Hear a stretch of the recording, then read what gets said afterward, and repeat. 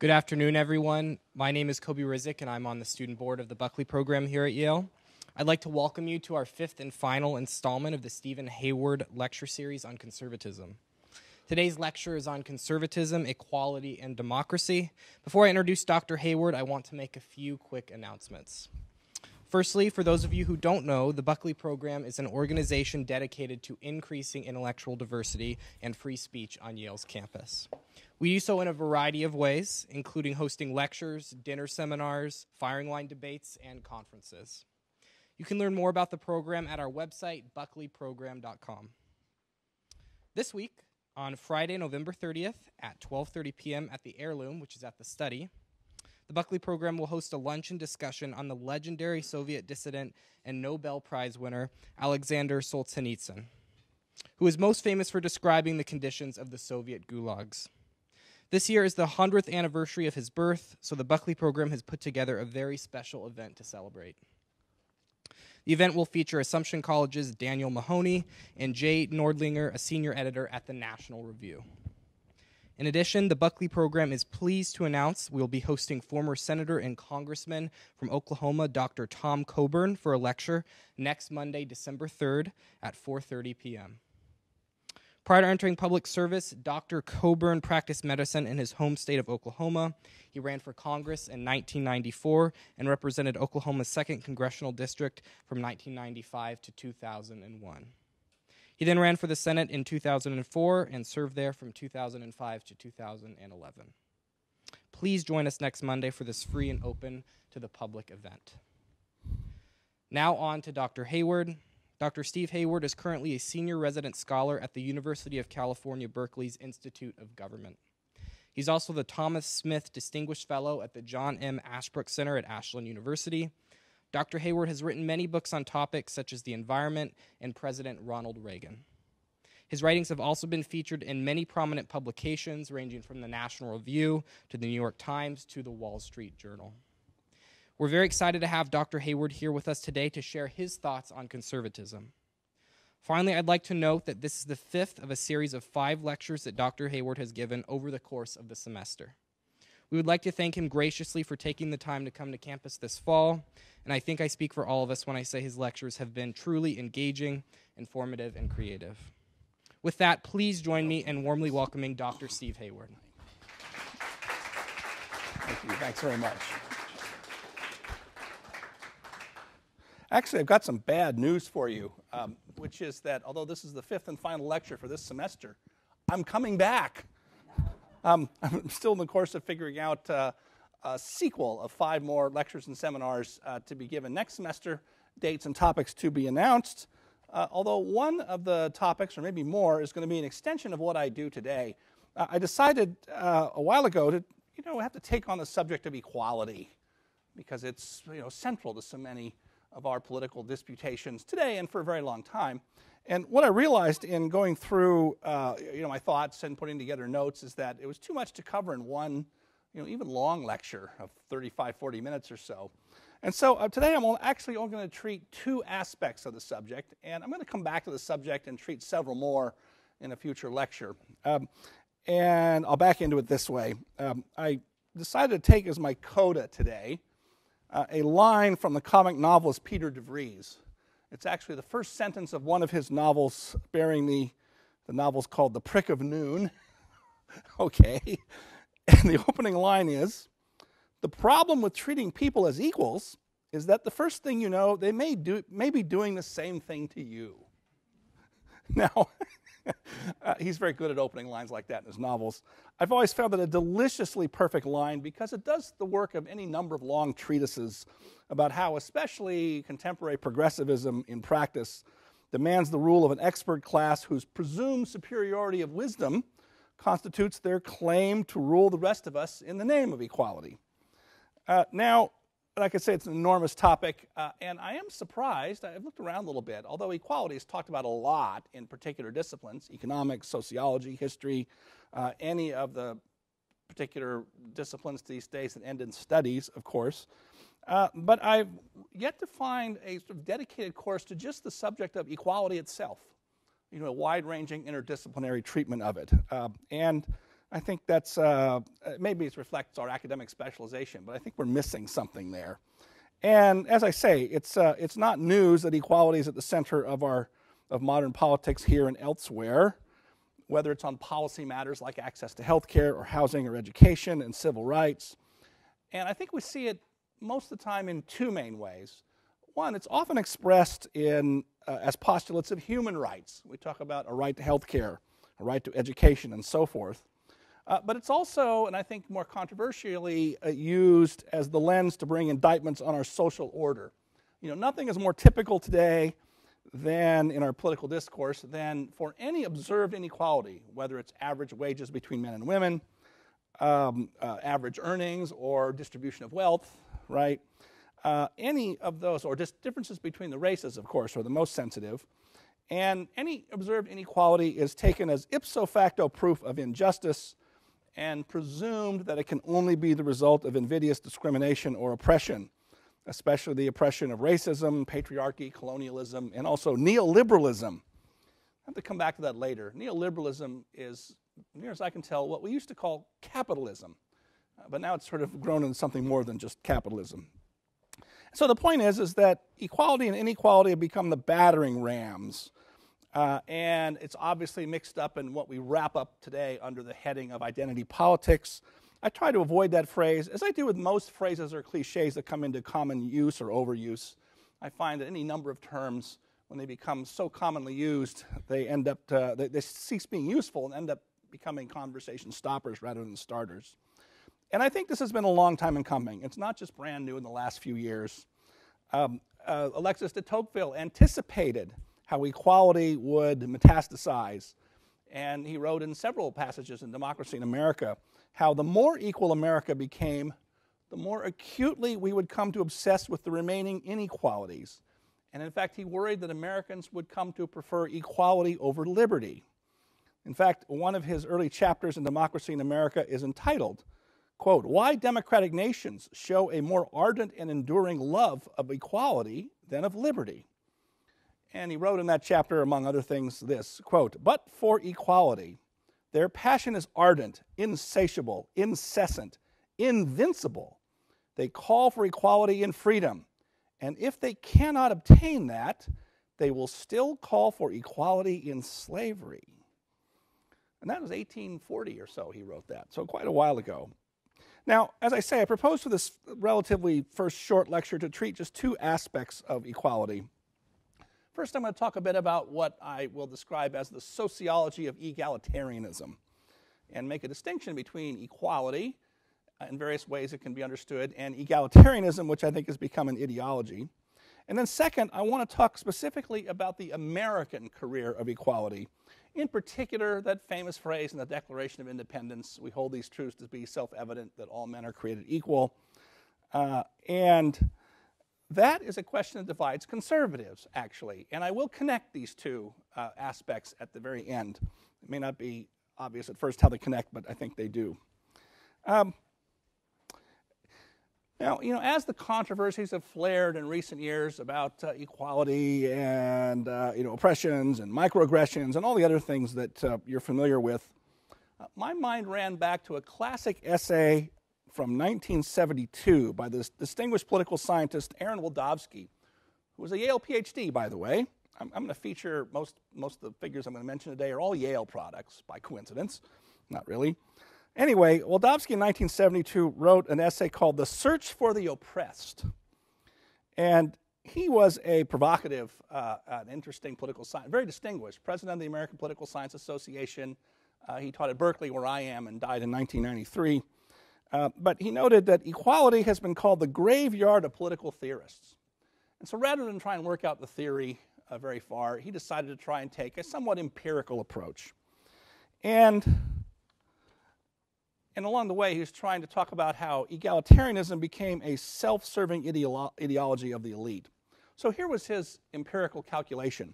He concluded that 374% of the American population were oppressed minorities. 374%. Here's how the calculation ran. First, according to Ralph Nader and other consumer advocates, all consumers are victims. That was Ralph Nader's big thesis, right? And since all Americans are consumers, you start with 100% of the population are oppressed, a minority by consumer culture or whatever. And if you think that's a fanciful or extravagant exaggeration, just keep in mind that back in the 1970s, there was a live proposal to form a federal cabinet-level Department of Consumer Protection. And surely, if it had passed Congress, Ralph Nader would have been the first Secretary of Consumer Protection. So you go on from there, and you include women, 51, 52% of the population, people of color, 20, 25%, gays and lesbians, 10%, white ethnics, Greeks, Italian, the Irish, ex-offenders, the poor, welfare recipients, the disabled. Wildavsky thought left-handed people might be included. He talked about why is it that left-handed people can't play third base in Major League Baseball? It's just sort of one of the things that isn't done. I think it's third base. And he also said, we also suffer from, as he put it, an alphabetically chauvinistic society. His name, of course, began with W, and he says if you have a name that begins in the last letters of the alphabet, you always get picked last for sports teams, you're always last to get things allocated to you, you're listed last in articles. Lo and behold, recently, there's been a big push in academic publishing to randomize the order of names in academic articles. It's typical, especially of scientific articles, where you'll have 12 collaborating authors to list them in alphabetical order. And now we're going to scramble those because of exactly what Wildavsky said, tongue-in-cheek at the time, was alphabetically chauvinistic society. Significantly, Wildavsky noted, again, this is 1972, that Jews used to be considered an oppressed minority, but no longer were. Today, we see the same thing happening with Asians, with explicit claims made that Asians, for all intents and purposes, should be considered white, notwithstanding a long history of anti-Asian discrimination in the United States. Now, I think if we updated Wildavsky's typology today, and excuse me while I grab my water, which I forgot to bring with me. If we updated his exercise today, I think now we would find that something like 600% of the American population are oppressed minorities. Nowadays, we'd have to include college students because, as we know, for many people, campuses are unsafe. Every new gender designation, people with spectrum disorders, people suffering from opioid or other substance addictions, smokers, immigrants, needless to say, the elderly, the overweight, or as I call people in my designation, hefto-Americans, voters in gerrymandered districts, married women who are dominated by their husbands in the voting booth, apparently. About the only class of people who can't be considered a victim class are white males, hence the frequency of the phrases like toxic masculinity and white privilege and so forth. Except even that's not true. Some white males are considered a victim class today, and they're the famous white working class. People of only high school educations and limited job skills, the people who became Trump voters. For example, consider this description of the white working class. Quote, "They feel absolutely lost, defeated, and frustrated. They're the ones paying the taxes for advantages they don't enjoy themselves. They hope to retire on Social Security, but inflation has wiped out its value. Everything they believed in is being wiped out. On top of it all, they're being stigmatized as the racists, bigots, and ignoramuses of our society," close quote. Who said that? Does that sound like Donald Trump on the campaign trail, maybe? Would you believe Saul Alinsky in 1972? Right, so even Saul Alinsky could make out portions of the white working class as a victim class. Now, in whose interest is it to be designated an oppressed minority? Wildavsky was very cynical about this and led him to come up with what he called the oppression gap. What's the oppression gap? He began with the simple fact that the United States had made dramatic progress over the last century in reducing the barriers to equal opportunity for just about all marginalized groups. But then you couple that with the politics of noblesse oblige, which he called the preeminent status symbol of our time. As he went on to explain, quote, "The proportion of privileged elites, defined as people of high education and income," and I'll add who they're mostly liberal, of course, but the proportion of privileged elites, defined as people of high education and income, has been increasing at a geometric rate, while the proportion of oppressed minorities for them to lead has been decreasing at an arithmetic rate. As the supply of oppressed minorities was decreasing, the demand for them was increasing. A little more from Wildavsky in that great essay. There are innumerable Americans with elite characteristics who, in our day, believe that status stems from the ability to improve the lot of those they define as underprivileged. This can be done only by discovering an underprivileged group that will allow the elite member to do something for it. But the old-time minorities are well populated with elites who have established a claim to have done or who are trying to do something for them.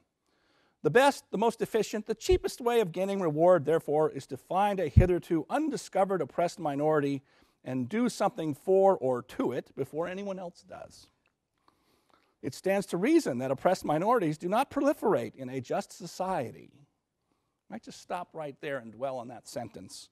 It stands to reason that oppressed minorities do not proliferate in a just society.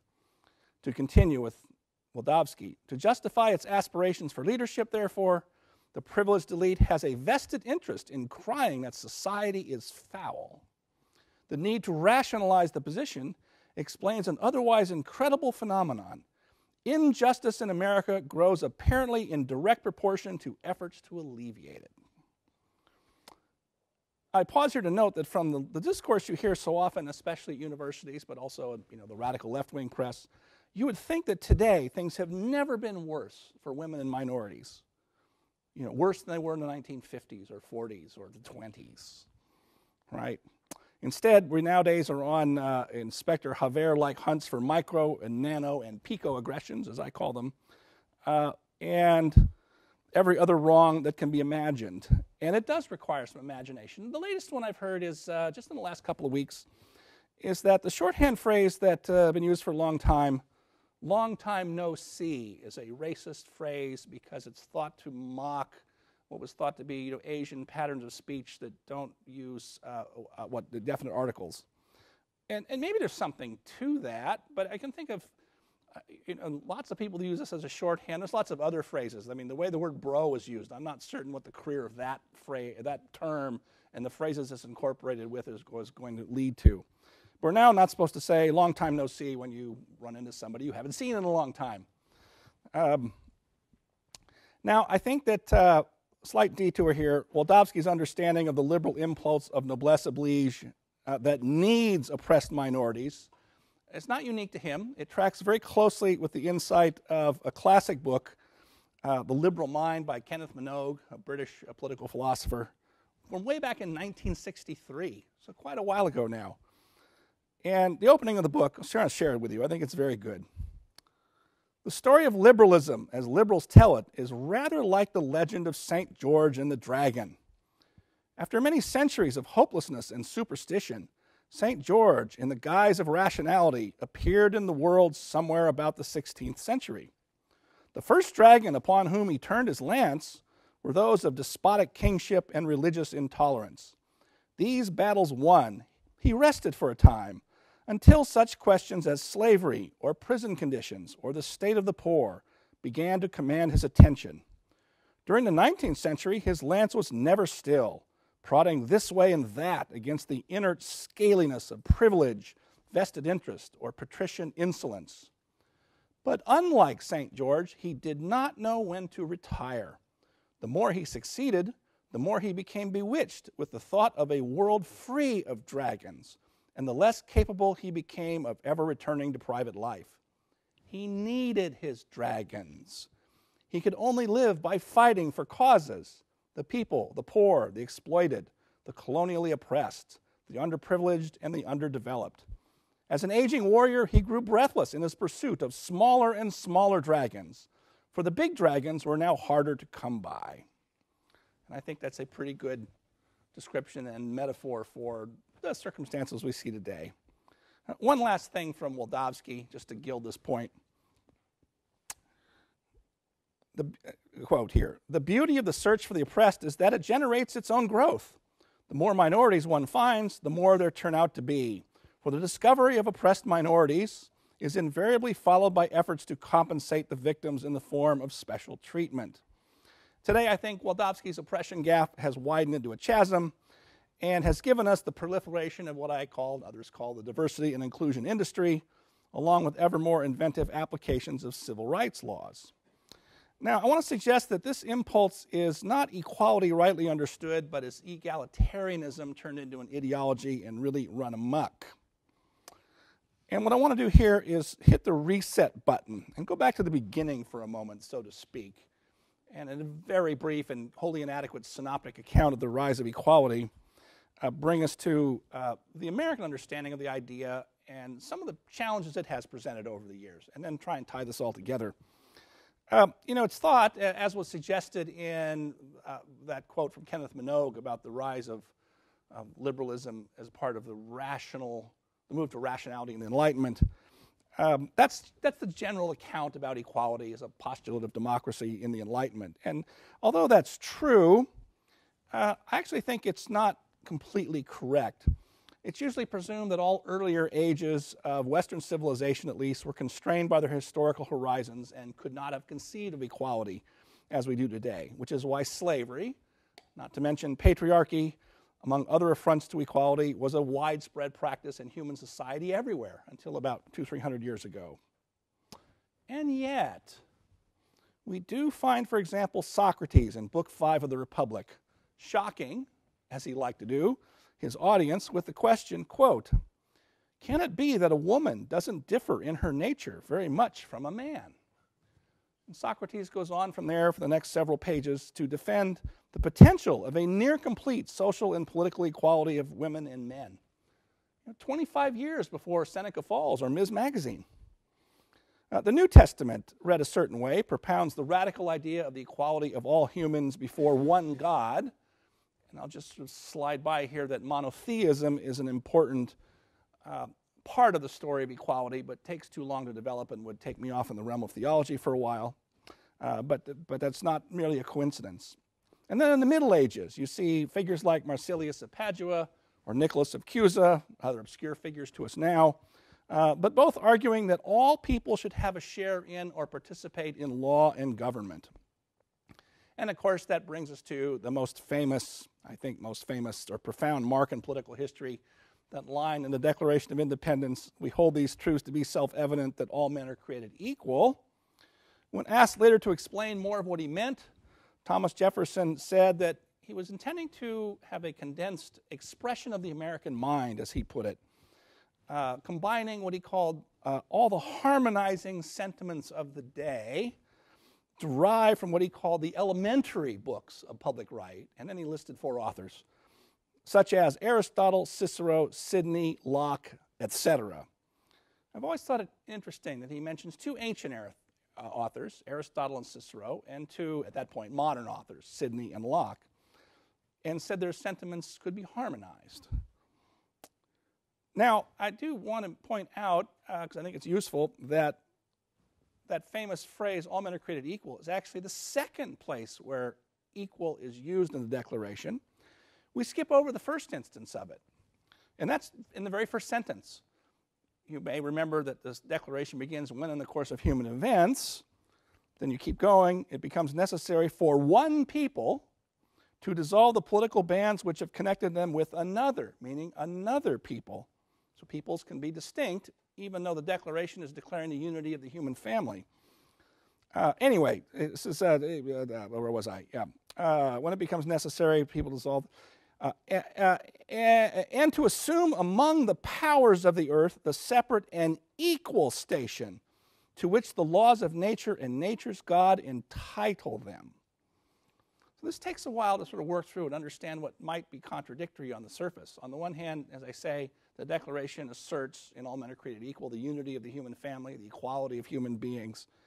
But then at the very beginning talks about peoples are distinct. It means that in the purely political sense, the jurisdictional sense. It's not meant in any kind of ethnic sense the way you might think of it today. People are going to have different customs and laws and institutions based on their own circumstances and so forth. But they all do derive from the laws of nature and nature's God and equality, and above all, the consent of the governed. Now, I think it's not news that liberals today can't quite make up their mind about the Declaration. First, a lot of modern liberals dislike the natural law tradition that Jefferson draws on, And postmodernists explicitly reject the idea that there can be anything such as a self-evident truth. But more broadly, and for a very long time, liberals either think that we fail to live up to the ideal of equality in the Declaration, or they attack the Declaration, and Jefferson in particular, for hypocrisy, the obvious hypocrisy of slave owners declaring for liberty and equality. They obviously didn't mean all men, runs the criticism. And of course, men, that when we use men as a generic pronoun for men and women, it's really, it's really forgotten now that people say men, well, I didn't include women, and okay, that's not actually accurate. I don't have time for today, but at the time of the founding, women did vote in some circumstances, in some places. It wasn't simply true that only men voted and only property owners voted, but that's a longer historical story. But today, it's common to hear that it meant only white men. Though curiously, that's exactly how the Southern defenders of slavery portrayed the Declaration in the 1840s and 1850s. And the irony seems to be lost on leftists today that they are adopting the same attitude about the Declaration that slaveholders did 150 years ago. The Southern slaveholders in the 1850s called the Declaration a self-evident lie. By the way, I just read this interview today in the Chronicle of Higher Education with Jill Lepore, the historian at Harvard. And she has this new book out on American history called These Truths. And she actually takes that phrase from, we hold these truths to be self-evident. Now, she's a liberal, writes for the New Yorker. And along the way, I just about fell out of my chair. She said, I think people who invoke claims of identity politics ought to understand that their point of view is closer to Stephen Douglas than it is to Lincoln. She gets it. But she's rare, I think. Now, leave aside historical record, such as, for instance, Jefferson's own efforts to abolish slavery in Virginia in the 1780s and to limit its further spread into territories, the very cause of the conflict with the South 60 years later. I think it might be useful to pose a question. Would it have been better if Jefferson had not written that famous phrase? I never get a good answer to that. I don't often get opportunities to pose it. But the point is, to what then would Lincoln and later Martin Luther King have appealed to assert the moral rightness of achieving greater equality? Of course, Lincoln placed the Declaration at the center of his political thought, as we know. I'll just give you one excerpt from Lincoln in 1859.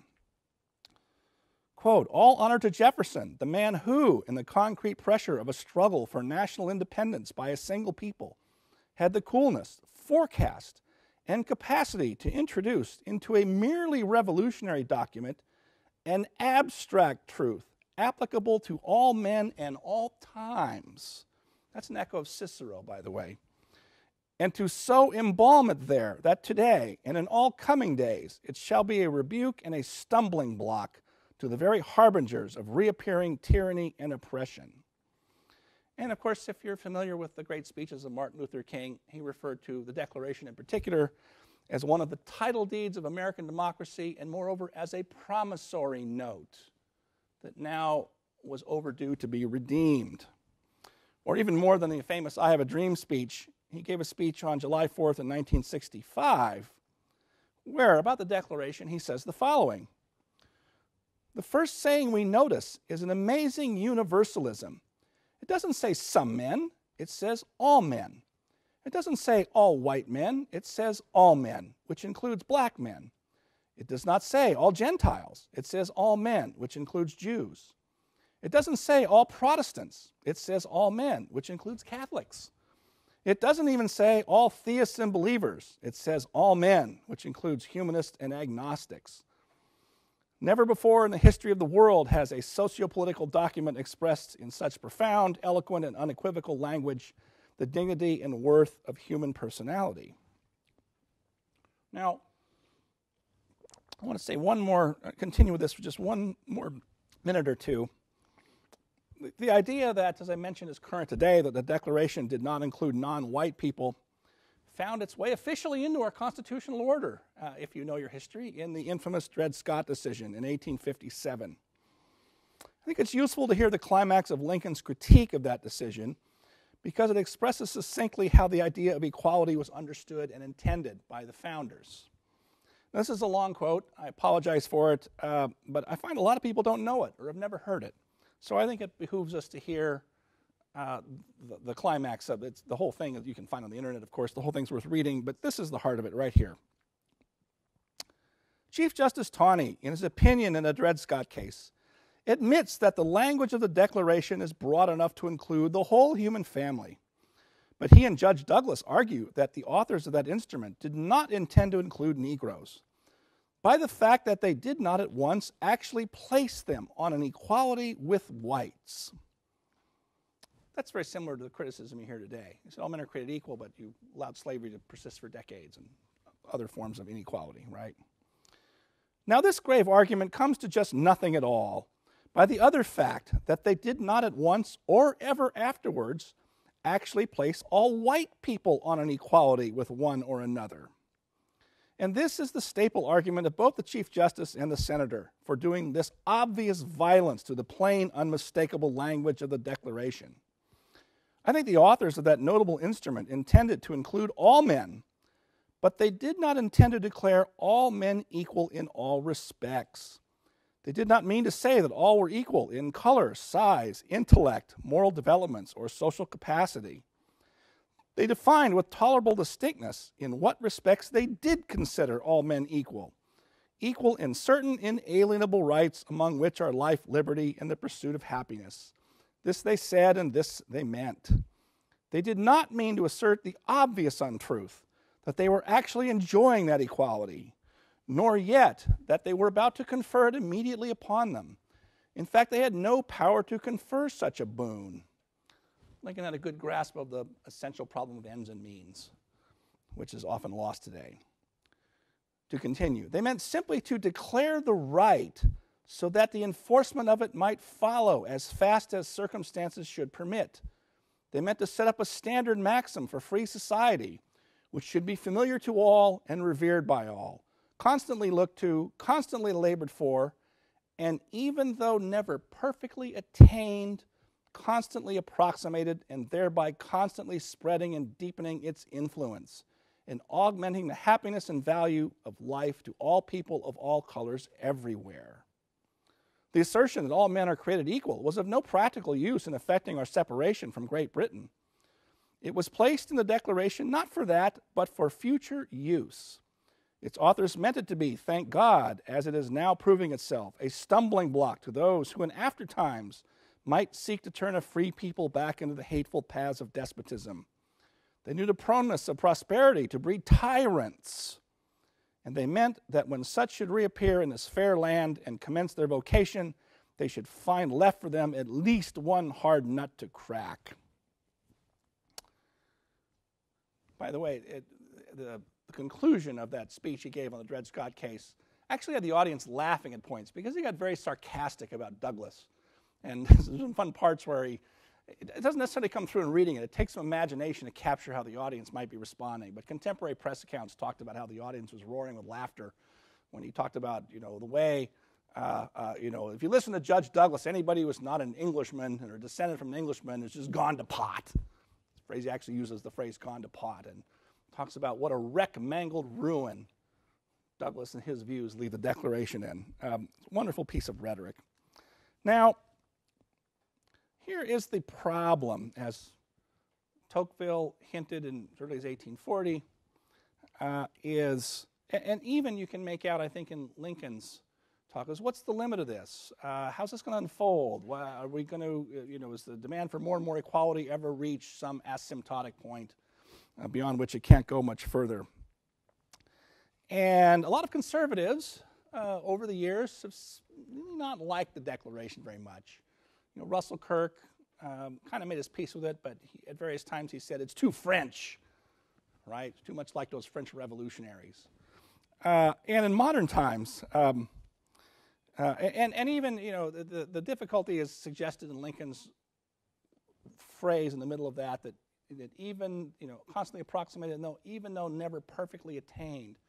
What that means is, as Tocqueville put it in other passages, you marry this aspiration for equality along with some of the modern ideas about the perfectibility or improvability of humans and human society, and you get an insatiability for more and more equality.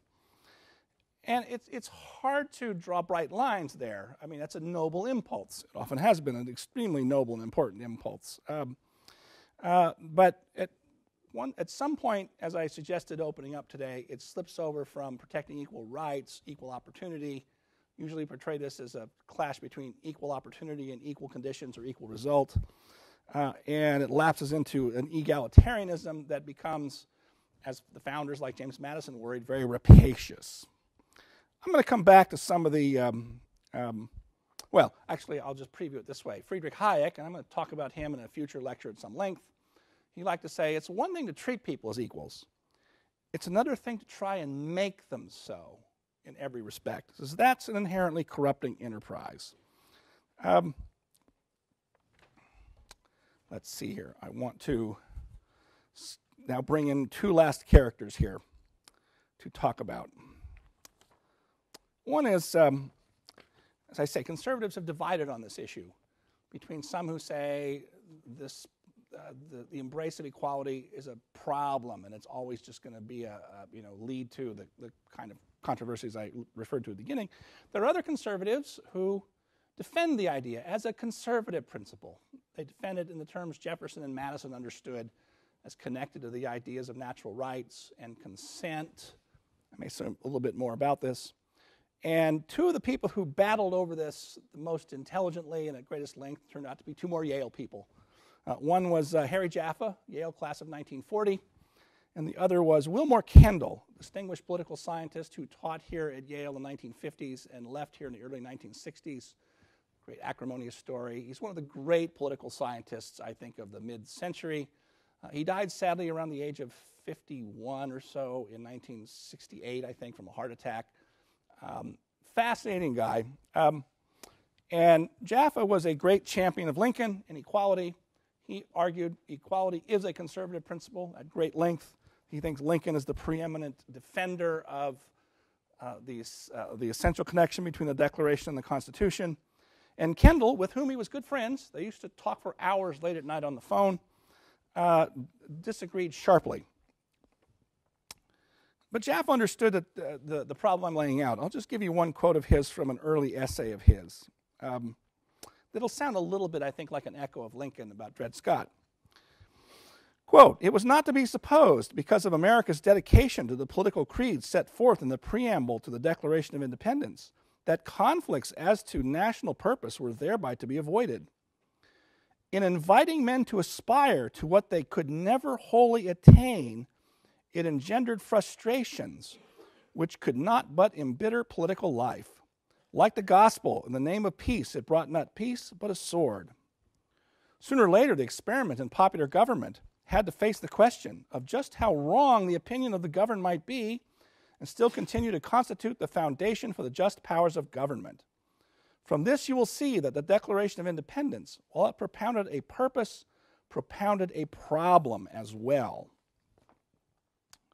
Now, Wilmore Kendall, and by the way, there's an awful lot to Jaffa's teaching. I recommend in particular his most famous book, Crisis of the House Divided, which is a sort of Socratic exploration of the Lincoln-Douglas debates of 1858. And it's considered to be a classic. For his part, Wilmore Kendall had several books that are considered classics. And one of them was called The Basic Symbols of the American Political Tradition. And he, without ever mentioning Jaffa by name, and this is an interesting personal little thing about the two of them, I think, didn't want to make it personal necessarily, the way academic fights can often be. But Jaffa is clearly his silent target in the book. The Basic Symbols of the American Political Tradition, he thinks that Lincoln, although he admired him, obviously, actually derailed the American political tradition. That's his derailment hypothesis. And his point was by elevating equality and making it so central, it's led to modern egalitarianism. That's his argument. It was a slippery slope argument.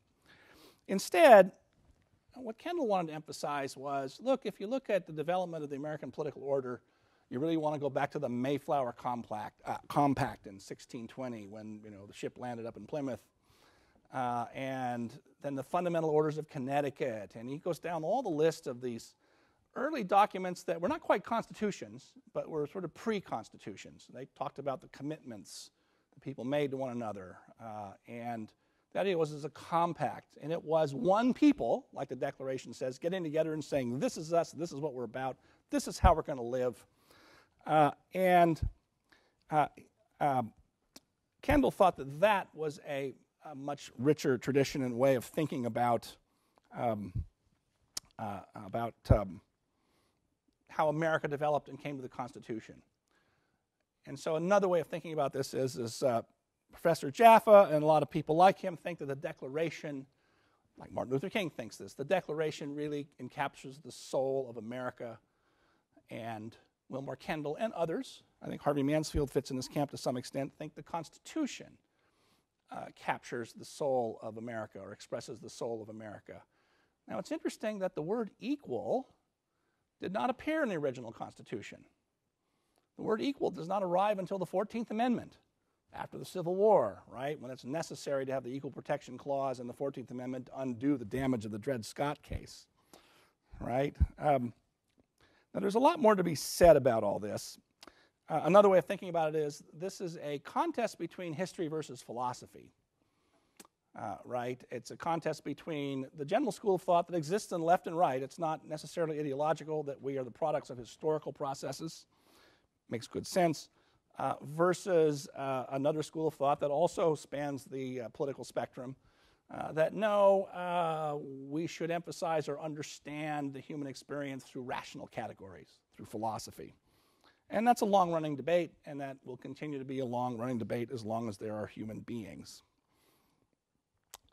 Now, how to wind this up here and try and connect these two? I began with that quote from Peter de Vries and made the very provocative assertion that modern progressives are elitists who believe they have superior wisdom, or superior virtue at least, and as a claim to rule. And I think this is a very old idea. It's not really brand new in the last 10, 20, 30 years, or even in the 60s.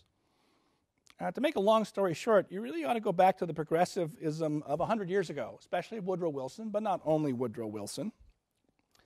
One of the interesting things about Wilsonian progressivism is that it explicitly rejected the Declaration of Independence. Wilson said, pay no attention to those first two paragraphs. It's obsolete, it's outmoded, we don't need it anymore.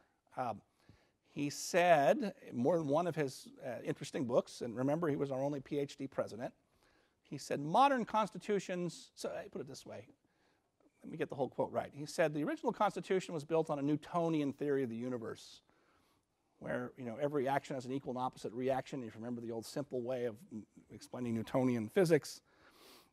And that's why we have the separation of powers built into the Constitution. He said that is obsolete. Today, he said, modern constitutions must be Darwinian in character.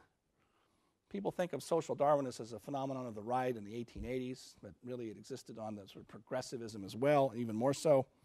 In other words, constitutions need to evolve and adapt. It is from Wilson, not him alone, that we get the phrase that's so controversial these days of a living constitution. And he rejected the idea of the separation of powers. And one of the very interesting things about Wilson and the progressives of that era is they didn't talk a lot about equality. There was some concern with fairness and obviously concern with the trust and accumulation of wealth, especially even more so under Teddy Roosevelt. But as you read the progressives in 100 years ago, they didn't talk a lot about equality. They talked about progress. And one of the reasons Wilson wanted to reject the original ideas of the Declaration of Independence, the ideas of the natural rights of individuals, including especially the rights of property, I've skipped over the whole property rights aspect of this that's very important, is because it was going to be necessary for modern progressive expert administrative government to have more power to regulate property and the economy and so forth. Part of that story, of course, has an ugly side to it. I recommend the Thomas Leonard book, historian at Princeton, called Illiberal Reformers. As is well known, Wilson was a fairly racist guy. The last American president, by the way, who was raised in a household with slaves. Remember, he was from Staunton, Virginia. Screened Birth of the Nation in the White House, segregated the Federal Civil Service. We know all these things. But he and a lot of other progressives talked about the lower races. They embraced the ideas of eugenics. That was very widely held, of course, 100 years ago. Shouldn't just single them out. And so no wonder they didn't talk about equality the way we do today. But so what has happened is that today's progressives, I think, are very different from the progressives 100 years ago in a whole lot of ways. But in a particular way, they share Wilson's rejection of the philosophy of the founding, of the idea of equality of our rights, including our rights of acquisition. But they've kept his idea of expert administration, of, you might say, sanctified elitism. And they've grafted onto it, I think, sort of a Marxist-inspired egalitarian ideology. At the end of the day, the contest over equality really comes down to Locke versus Marx, or Madison versus, I don't know, pick some other American figure from the left. I don't always want to confine it just to Marx. But remember that Madison said in Federalist 10, that really wonderfully profound essay about government, that the chief cause of inequality are the unequal faculties of acquiring government. You know, we have different talents, different aptitudes, different ambitions, different drives. Luck can play a role in it, of course. And remember, Madison says it is protecting the unequal faculties of acquiring property is the first object of government. And of course, what's the cornerstone of Marx? Property is theft. Can't get any more opposite of an outlook than those two, right? So I think it really comes down to those two. And I can go on for a long time about a lot of these points, but that was a lot to pack into an opening to this subject, and so I will stop here and take questions and try and explain anything that I've gone in too hasty a way. How are we doing for time here? Oh, just about right. Okay. Nobody ever wants to ask the first question. There you go. It's always, yeah, you always got a good one.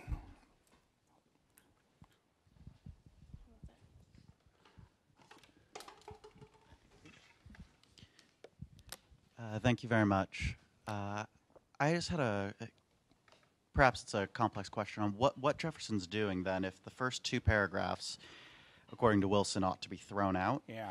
How does he transition from natural rights to basically what is a litany of common law complaints? Basically, is there a transition that's clear in what Jefferson's doing, or is it...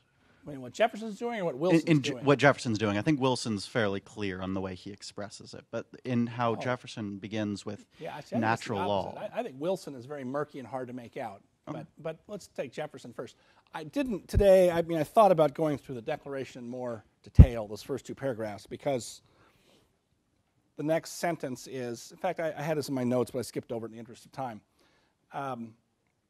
Let's do a thought experiment.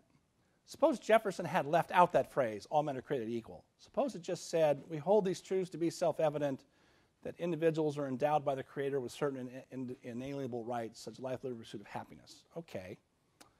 The next sentence becomes really important. So the next clause that's important is that all governments derive their just powers from the consent of the governed. Oh, good grief. We could talk for an hour about consent, because that's become very theoretical, and you hear certain objections like, well, I didn't, in the 60s, I didn't consent to the Vietnam War, or I don't consent to the Iraq War, and wait a minute, I was born here. Is that tacit consent just because I'm born here and enjoying the protection of the laws? That's one argument. Those are all fine arguments to have, and like a lot of theorizing, you'll never get complete agreement, you'll never get consensus. But my point is this. Even if Jefferson hadn't said all men are created equal, that clause on consent, if you think about it for a while and connect it to the rights, all individuals have these natural rights of life, liberty, pursuit of happiness, the idea of equality, that all human beings have the same right not to be governed without their consent, right? This is Lincoln's argument, but it's also there in Jefferson. No one has the right to rule over you without your consent. How that consent is expressed, that's not a slam dunk, right? Because here's the problem. Human beings may be equal. This is Locke's argument about the state of nature. But of course, Locke's argument, put simply, is we'll live better if we have civil society. And another way of thinking about it that doesn't contradict that is human beings need to be ruled. We may be equal, but we need rulers, we need to be ruled. We need rules for the people. We need rules to govern the rulers. That's what we call constitutions. But implied in all of that is the idea that, what are we equal about? We're equal in our in our rights, or as Lincoln put it. Again, this language is very interesting about this, and could go on a long time about this, but trying to deal with deeply racist opinion, especially in Southern Illinois, in the debates in 1858, he says the Negro, by the way, we usually talk about a Negro woman. Curious how we do that, because Lincoln was an early proponent for women's suffrage. You often use Negro woman. He says, she may not be my equal in lots of ways, but it may not be. He was always tentative about that. He says, but in the respect of her equal natural right to consume the bread she earns herself, she is my absolute equal. The point is, he was ambivalent purposely, I think, on certain aspects of social equality as we think of it today, unambiguous about equal political and legal rights. See, so I think that's all there in Jefferson. You have to marinate in the Declaration for a long time in Locke and Jefferson to see all that. And now Wilson is a red-hot mess. Interesting guy, but just to give an example of what a hot mess he is, he described his two greatest, I may have mentioned this at the previous lecture, his two greatest influences philosophically were Hegel and Burke. He even learned German to try and read Hegel in the original German, or tried to learn German. Anyway, Hegel and Burke, that's a long subject. They don't quite go together. But Burke certainly is a common law, so sort of a common law person to a lot of extent, and you can work out an evolutionary theory in Burke, so you can kind of see all that.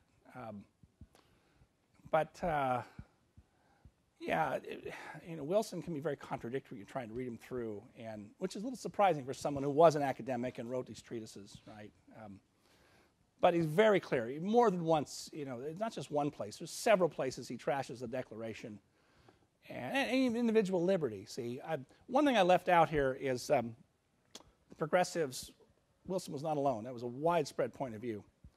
But then suddenly, by mid-century, sort of you might say mainstream liberals reacquired the Declaration, and even to a certain extent, reacquired the Lockean tradition of natural rights. You think of Lewis Hartz and Arthur Schlesinger and a few others I can name.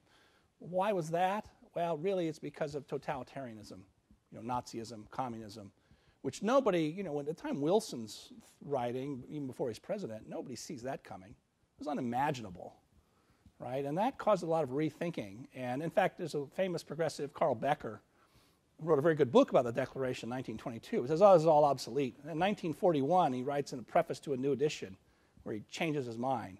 He says, it may be just now, with what's going on in the world, we need to reacquire these ideas and champion them once again. So that's a historical fact, but faced with that historical challenge, they said, oh, wait a minute, we got this stuff on the shelf here that's actually pretty usable. So that rambled a bit more than you probably wanted. But so in other words, Wilson got left behind by mid-century liberalism. Someone else, that was a long, rambling answer. I apologize for that.